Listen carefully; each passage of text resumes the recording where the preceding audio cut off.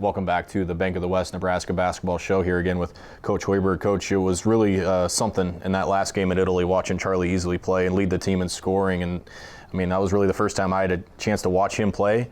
And that was the first time I realized that this kid's going to help you. And you certainly saw that against Iowa. What has he meant just to the team and the way that he practices and obviously the energy he brings in games? Yeah, and the really cool thing about that game in Italy is his grandparents were on vacation over there and they got to see that performance just outside of Lake Como. That was a great moment.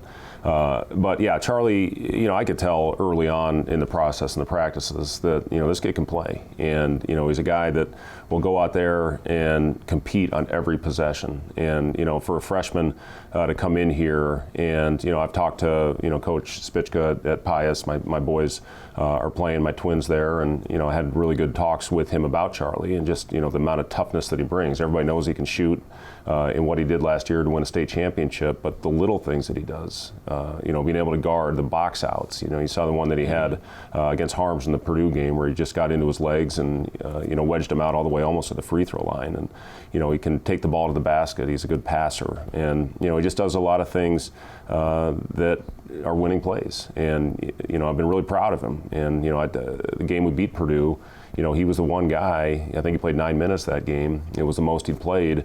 But to go out there and play with that kind of confidence, and to step up and hit 2 big free throws when we really needed them, to attack the basket, to get defensive stops. So, I've been really proud of Charlie. He's done a great job. We've got great walk-ons. And, if you want to build a program, to have those type of guys in your program with Jace Piakowski, with Brett Porter, obviously with Charlie, those guys bring a lot to the table. Sometimes go unnoticed, but certainly not by the coaches and certainly not by his teammates.